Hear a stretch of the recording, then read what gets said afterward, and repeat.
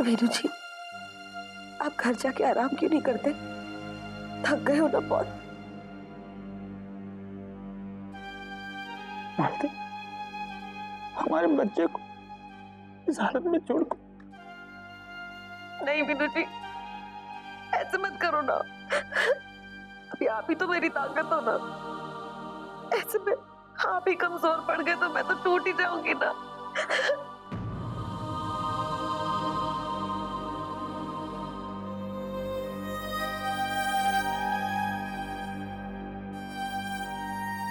Mister and Mrs Sharma, आपका baby पहले से बहुत बेहतर है।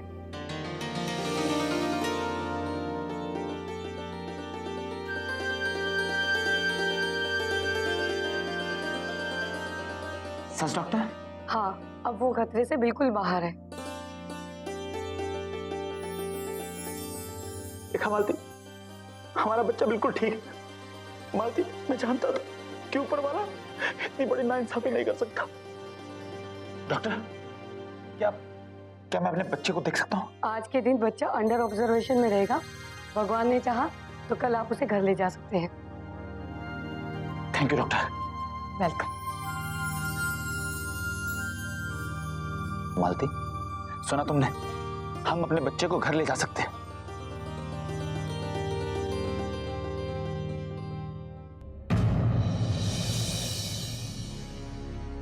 क्या हुआ मालती, तुम खुश नहीं हो? खुशी की बात तो है वीनू जी, पर मैं तो यही सोचकर उदास हो रही हूँ कि दोबारा वापस उसी घर में जाना पड़ेगा ना। फिर से वही ताने, फिर वही झगड़े शुरू हो जाएंगे। क्या ऐसे माहौल में मैं अपने बच्चे की खुशी मना पाऊंगी?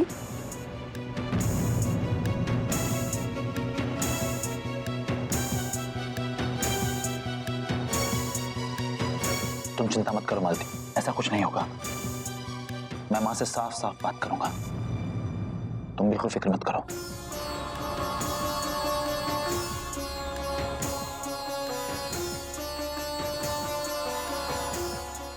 हाय मेरा बच्चा, मेरे कितने काम आता है। ये जरूर मेरा सपना पूरा करेगा।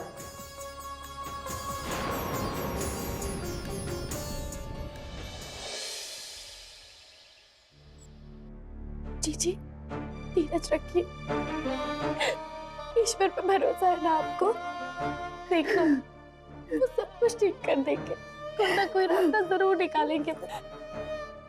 साधना, पता नहीं वो लोग मेरे रणवीर के साथ क्या सलूक कर रहे होंगे। कहीं कहीं वो रणवीर को नहीं, वो लोग जानते हैं कि रणवीर जी बहुत ही अच्छे खानदान से हैं। वो कभी ऐसा कुछ नहीं कर सकते। याद है जीजी, बचपन में जब भी मैं किसी मुसीबत में होती थी तो आप ही मुझे हिम्मत देती थी।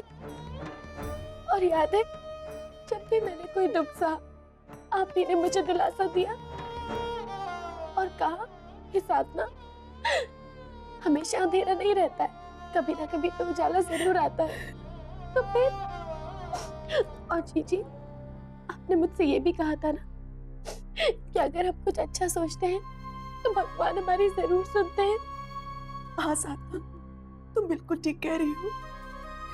मुझे मेरे भगवान पर पूरा यकीन है कि पापा जी रणवीर को घर वापस लेकर ही लौटेंगे।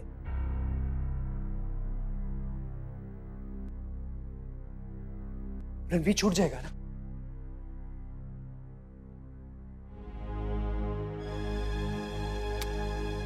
इंस्पेक्टर, ये हमारे वकील है। तशरीफ रखिए। इंस्पेक्टर, मुझे मिस्टर रणवीर की बेल करानी है। आपको तो पता ही होगा कि बेल एप्लीकेशन अप्लाई करने से पहले कोर्ट में मुझे केस के पेपर सबमिट करने होंगे। मेरा वकालतनामा है जिस पर मेरे क्लाइंट मिस्टर इंद्रजीत के साइन है, और अब मैं आपसे इस केस की कुछ डिटेल्स जानना चाहूंगा आपके नजरिए से। और हां, साथ में मुझे एक एफआईआर कॉपी भी चाहिए।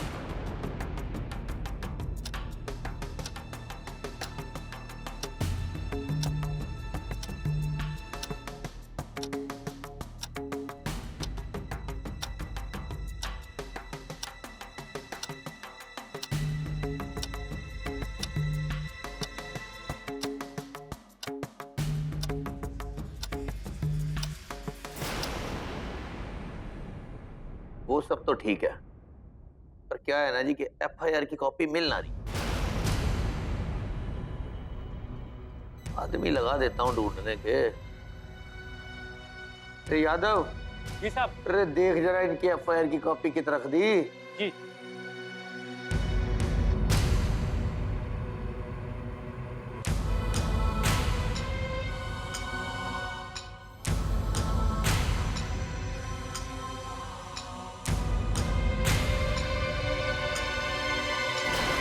इस तरह तो बहुत देर लग जाएगी। अब सरकारी दफ्तर है जी, हमारे पास तो आपकी तरह 10-10 नौकर ना है ना जी। एक आदमी लगा तो दिया अब आपके काम के लिए, ढूंढ रहा है। इसका क्या मतलब हुआ? आप एफआईआर के पेपर गुम कैसे कर सकते हैं? एक मिनट। देखिए, आप थोड़ा जल्दी कीजिए प्लीज, हमारे पास टाइम बहुत कम है। देखिए इंस्पेक्टर, इस तरह तो मेरे बेटे को खामखा जेल में बंद रहना पड़ेगा। एफआईआर ढूंढने में हम आपकी मदद कर सकते हैं। ना ना राजवंश जी ना, सरकारी दफ्तर है, एक कागज भी इधर से उधर हो गया ना तो खामखा एक दफा और लग जाएगी।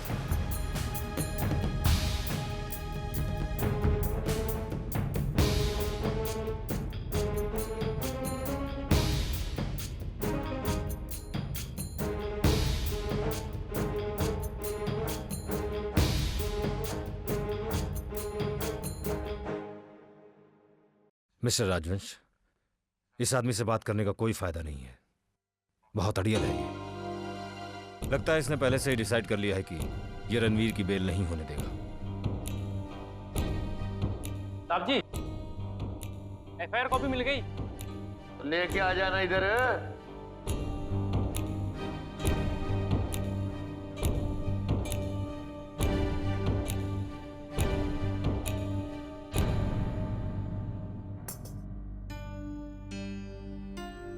वकील साहब, बड़ी मुश्किल से मिला है, संभाल के रखना।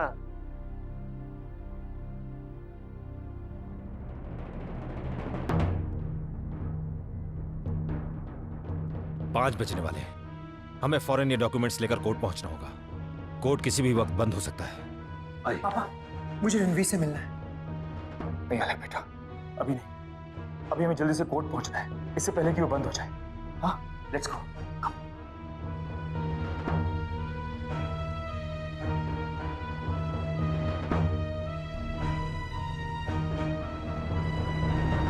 देखिए ना मम्मी जी, कितनी देर हो चुकी है, रात होने को है और अभी भी पापा जी लौटे नहीं है। पता नहीं वहां पे क्या हो रहा होगा। भगवान, बस पापा जी रणवीर को लेकर लौटे। रागिनी, तुम अपने पापा जी को फोन करो और पूछो कितनी देर उन्हें क्यों लग रही है। जी।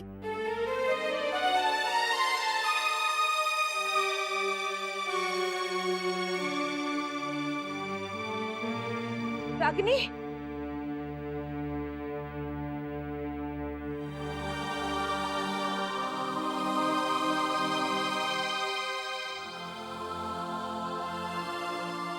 रणवीर कहाँ है पापा जी? वो आ तो रहे ना?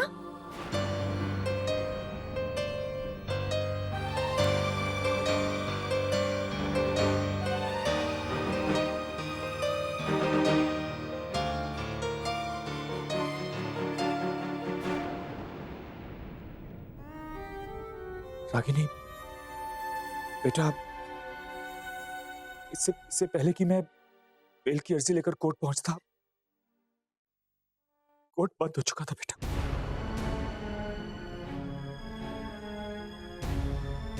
We were a little late.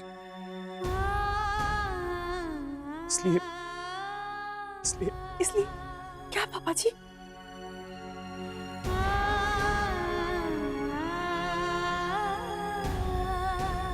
Ragini, Ranveer को एक रात वहीं बितानी होगी।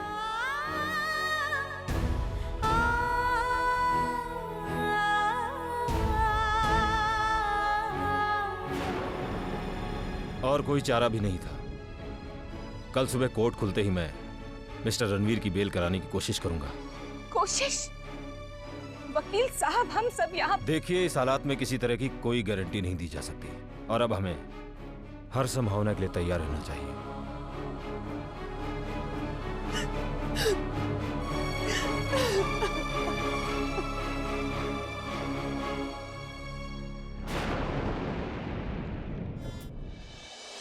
आखिर हमारी किस्मत हम पर मेहरबान हो ही गई नवीन। हमें जो अब तक मिलना चाहिए था वो हमें मिलकर ही रहेगा। नवीन, हमारी कामयाबी का रास्ता हमारे सामने खुल गया है। तुम्हें अभी दीवारों से सर नहीं टकराना पड़ेगा। अब देख, वसुंधरा राजवंश को पता चलेगा कि जब इज्जत की धज्जियां उड़ती है ना तो कितनी तकलीफ होती है। चुप करो अवनी,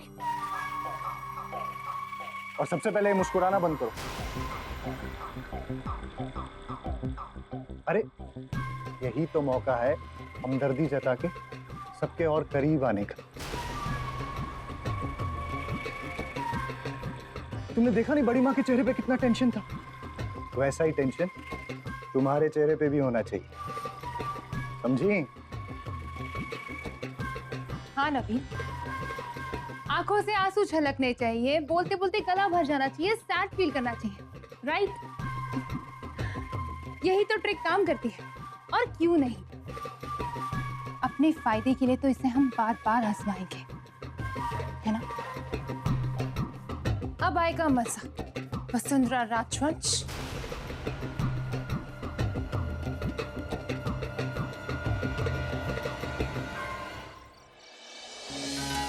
सनसनी केस खबर यह है कि आगरा के जाने माने उद्योगपति श्री इंद्रजीत राजवंश, कहा जाता है रणवीर राजवंश ने किसी लड़ाई झगड़े के चलते एक आदमी को इतना पीटा कि वो आईसीयू में बेहोश पड़ा। डॉक्टर्स का कहना है उसकी स्थिति बहुत ही नाजुक है। रणवीर राजवंश को पुलिस कस्टडी में लिया जा चुका है। देखना यह है कि ब्लडी हेल! इंद्रजीत, देखा तुमने बस कैसे ये मीडिया वाले रणवीर के पीछे हाथ धोकर पड़ गए। उसे एक बिगड़ा हुआ रईस सदा साबित करने में तुले हैं ये लोग। उसकी अच्छाई, उसकी शराफत का तो जिक्र तक नहीं कर रहे। हमारी इतनी बड़ी मुसीबत का मजाक उड़ाया जा रहा है, तमाशा बनाकर रख दिया इन लोगों ने। हम जानते हैं इंद्रजीत, लेकिन आप अपने आप को तकलीफ क्यों दे रहे हैं? वैसे भी रागिनी की चिंता हमें सता रही है। अगर उसने ऐसी वैसी कोई भी खबर सुन ली ना तो वो बिल्कुल टूट जाएगी। देखिए, आप इस तरह हिम्मत मत हारिए। क्या करूं, क्या करूं? मैंने आगरा का बेस्ट लॉयर हायर किया था रणवीर की रिहाई के लिए, लेकिन वो भी फेल हो गया, कुछ नहीं कर पाया वो। हमें उससे बेहतर लॉयर चाहिए इंद्रजीत। वैसे भी वो लॉयर किस काम का, जिसे कोर्ट की टाइमिंग्स तक ना पता हो। उसमें जरा भी कॉन्फिडेंस नहीं था। काश मिस्टर सिंघानिया से कांटेक्ट हो पाता। रणवीर के लिए हमें किसी भी हाल में मिस्टर सिंघानिया को ही हायर करना होगा। कई बार मैंने उनको फोन किया वसु, कई बार, लेकिन उनकी सेक्रेटरी तो अपॉइंटमेंट तक देने को तैयार नहीं। कहती है कि 2010 तक अपॉइंटमेंट नहीं मिलेगा। अरे मैंने कहा भी कि मैं इंद्रजीत राजवंश बोल रहा हूँ, बहुत ही अर्जेंट मैटर, लेकिन वो है कि सुनने को तैयार नहीं। उसकी हिम्मत तो देखो। यही अगर किसी मिनिस्टर के बेटे का केस होता ना तो यूं झट से पहुंच गए होते ये बैरिस्टर सिंघानिया।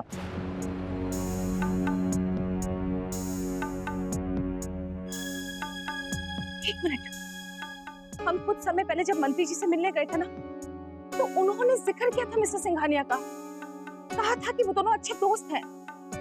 अगर हम मंत्री जी से रिक्वेस्ट करें तो ये भी तो हो सकता है कि वो मिस्टर सिंघानिया की अपॉइंटमेंट दिला दे हमें। Of course. वसु, तुम उनका फोन ट्राई करो। हाँ।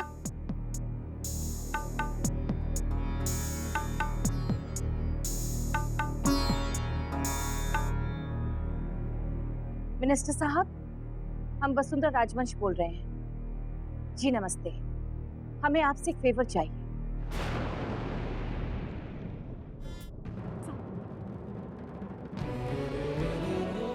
ये क्या हाल बना रखा है तुमने? और तुम अपसेट भी लग रहे हो, कोई प्रॉब्लम है क्या? नहीं। अरे नहीं भैया, कुछ भी नहीं।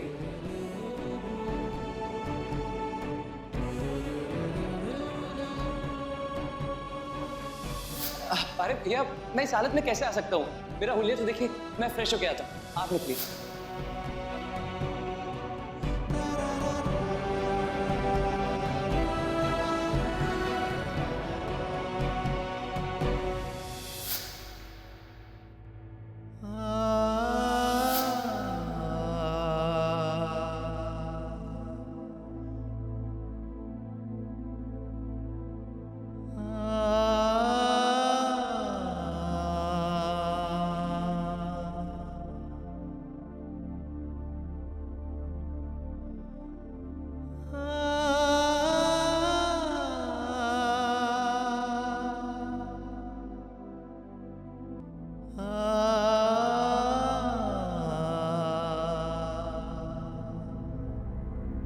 आलिक जी,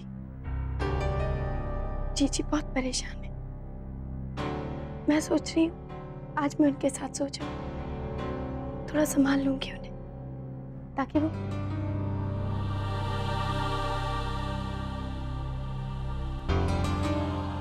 आलिक जी, क्या बात है, आप मुझसे नाराज हो क्या?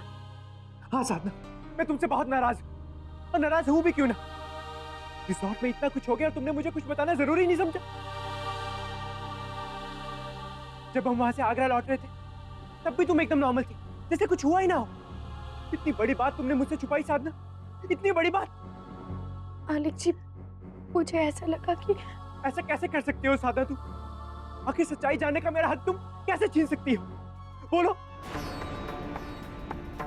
तुमने भी वही समझा कि मैं पहले की तरह बेवकूफ हूँ?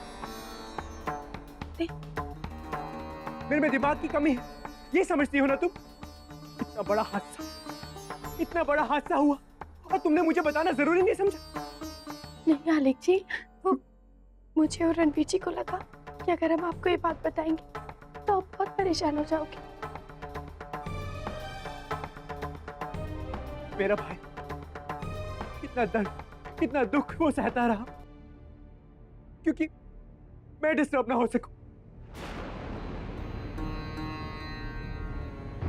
सब लोग मुझे पागल समझते थे, इसलिए कोई मुझे अपनी इंपॉर्टेंट बात नहीं बताता था।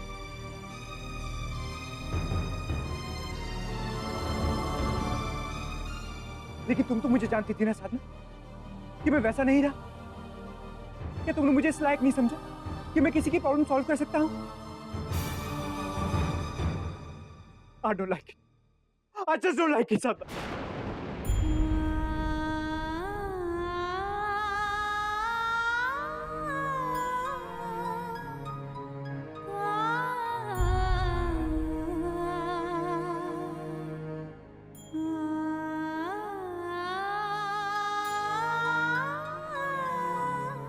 जानती थी आलिक जी कि जो कुछ हुआ उसे आप सह नहीं पाओगे,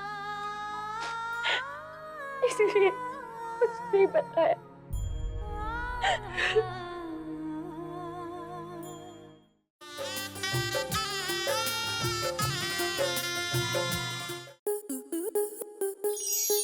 स्टार प्लस के ऐसे ही और बेहतरीन लम्हे देखने के लिए सब्सक्राइब करें हमारे YouTube चैनल को।